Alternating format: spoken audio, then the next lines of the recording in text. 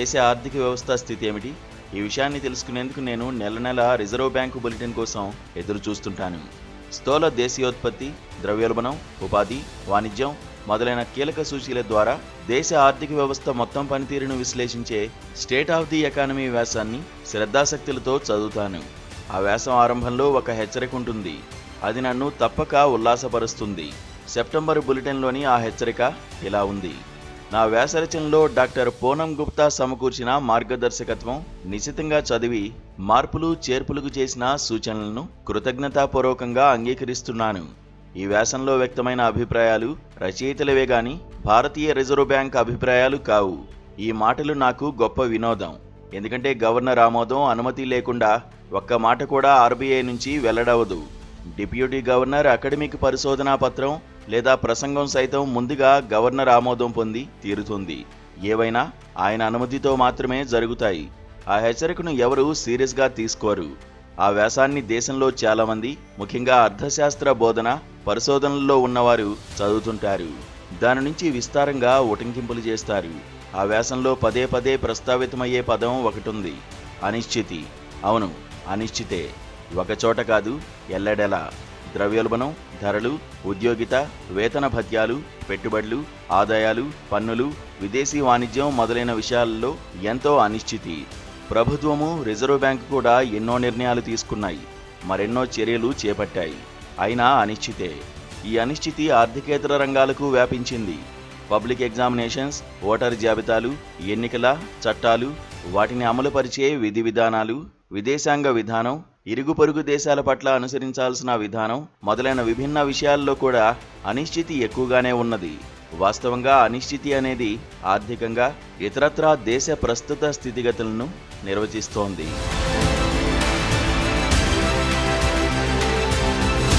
భారత ఆర్థిక వ్యవస్థలో ప్రస్తుత అనిశ్చిత పరిస్థితులకు కారణమేంటి? రిజర్వ్ బ్యాంకు చెప్పే మాట ఒక్కటే, ఆర్థిక వ్యవస్థ శీఘ్రగతిన కోలుకుంటోంది. ఇక్కట్ల నుంచి బయటపడేందుకు ప్రభుత్వం మాదిరిగానే రిజర్వ్ బ్యాంకు కూడా ఏదో ఒక అంశాన్ని ఆసరాగా తీసుకోవడం పరిపాటి. ఆర్థిక వ్యవస్థను సమస్యల నుంచి గట్టెక్కించేందుకు ప్రభుత్వానికి తట్టిన తరుణోపాయం వస్తుసేవల పన్ను రేట్ల తగ్గింపు. ఈ రేట్ల తగ్గింపు జీఎస్టీ సంస్కరణల్లో ఒక మైలురాయని రిజర్వ్ బ్యాంక్ అభివర్ణించింది. అవునా, జీఎస్టీని అధిక స్థాయిలో బహువిధంగా నిర్ణయించడమే అసలు పాపం. మరి ఆ అనేక రేట్లను తగ్గించడంలో సంస్కరణ ఏముంది? అయినా అదెలా సంస్కరణాత్మక చర్య అవుతుంది? జీఎస్టీ చట్టాల రూపకల్పన సక్రమంగా లేదు. జీఎస్టీ వ్యవస్థ నిర్మాణం తప్పుడు రీతుల్లో ఉంది. దాని నియమ నిబంధనలు తప్పు, పన్ను రేట్లు శుద్ధ తప్పు. బహువిధంగా అందున అత్యధికంగా ఉన్న పన్ను రేట్లను తగ్గించడం అనేది పథనిర్దేశక సంస్కరణ ఎలా అవుతుంది? అయితే జీఎస్టీ రేట్ల తగ్గింపుతో దేశ ఆర్థిక వ్యవస్థలో ఒక కొత్త ఉత్సాహం ఉరకలు వేస్తోంది.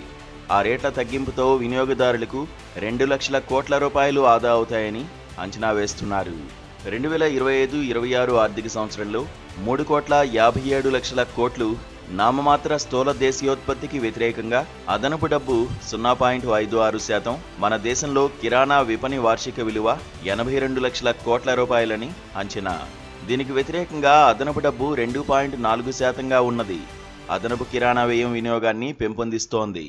అయితే దేశ ఆర్థిక వ్యవస్థపై ఈ పెరుగుదల ప్రభావాన్ని అత్యుక్తులతో చెప్పడం సబబేనా?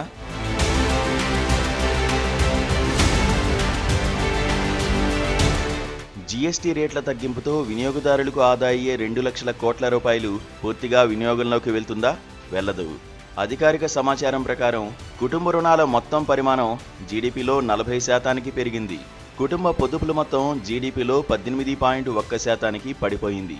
ఈ కారణంగా ఆదా అయ్యే జీఎస్టీ డబ్బులో కొంత రుణాలు తీర్చుకోవడానికి, మరికొంత పొదుపులు పెంచుకోవడానికి వినియోగమవుతుంది. జీఎస్టీ రేట్ల తగ్గింపుతో వినియోగ వ్యయం పెరుగుతుందనే అంచనాతో నేను ఏకీభవిస్తున్నాను. అయితే అది వినియోగం, ఉత్పత్తి, పెట్టుబడి ఆవృత్తిని వేగవంతము, సమృద్ధము చేసేందుకు దోహదపడుతుందా? సర్కారీ ఆర్థికవేత్తలు మాత్రమే ఈ ప్రశ్నకు సానుకూలంగా ప్రతిస్పందిస్తున్నారు. ఇతర ఆర్థికవేత్తలు సంభావ్య సానుకూలతలను సంశయిస్తున్నారు. జీఎస్టీ రేట్ల తగ్గింపు ప్రభావంపై ఆర్థిక మంత్రిత్వ శాఖ, రిజర్వ్ బ్యాంకు సంపూర్ణ ఏకీభావంతో ఉన్నాయి. జూన్ 19, 2025న ఆర్థిక మంత్రిత్వ శాఖ సంప్రదింపుల కమిటీ పరిశీలనకు నివేదించిన ఒక పత్రంలో మొదటి 2 పేజీల్లోనే ఈ శీర్షికలు ఉన్నాయి. ప్రపంచ ఆర్థిక వ్యవస్థలో పెరిగిన అనిశ్చితి, మందగించిన ప్రపంచ వాణిజ్యం, పెట్టుబడులు, అంతర్జాతీయ ఆర్థిక పరిస్థితులు ఇలా ఉన్నప్పటికీ భారత ఆర్థిక వ్యవస్థ పనితీరు సజావుగా, సుదృఢంగా ఉంది. అయినా ప్రభుత్వ ప్రధాన ఆర్థిక సలహాదారు కఠిన సంస్కరణలను అమలుపరిచేందుకు సుముఖంగా లేరు. నిజం చెప్పాలంటే వాటిని అమలుపరచగల పరిస్థితి కూడా లేదు. జీవన సౌలభ్యం, వ్యాపార సౌలభ్యం గురించి ప్రధానమంత్రి చక్కగా మాట్లాడుతున్నారు. అయితే మాటలతో అవి సిద్ధిస్తాయా? కఠిన సంస్కరణలను అమలుపరిచి తీరాల్సిందే.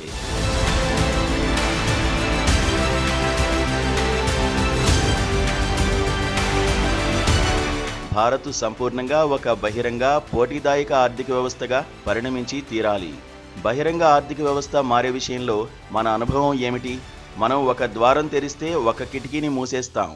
బహిరంగ ఆర్థిక వ్యవస్థ అనేది ప్రపంచంలోని సమస్త దేశాలతోనూ వాణిజ్య సంబంధాలు నెలకొల్పుకునేందుకు సుముఖంగా, సంసిద్ధంగా ఉండాలి. పోటీదాయక ఆర్థిక వ్యవస్థగా రూపొందాలంటే ప్రపంచ దేశాలతో మనం ద్వైపాక్షిక, బహుళ పాక్షిక వాణిజ్య ఒప్పందాలు కుదుర్చుకోవాలి. చిపులు, నౌకలు తయారు చేయగలగడంతోనే ఏ ఆర్థిక వ్యవస్థ పోటీదాయక ఆర్థిక వ్యవస్థ కాదు, కాబోదు, కాలేదు. ఏ వస్తు సేవలతో ఏ దేశంతోనైనా పోటీ పడగలమో ఆ వస్తు సేవలనే మనం ఉత్పత్తి చేయాలి. దక్షిణాసియా, ఆసియాన్నే మొదట చెప్పాలి. సార్క్ దేశాల మధ్య వాణిజ్యం ఆ దేశాల మొత్తం అంతర్జాతీయ వాణిజ్యంలో 5-7% మాత్రమే. సార్క్ దేశాలతో భారత్ వాణిజ్యం 8% మాత్రమే. ఆసియాన్ దేశాలతో భారత్ వాణిజ్యం 11%గా ఉంది.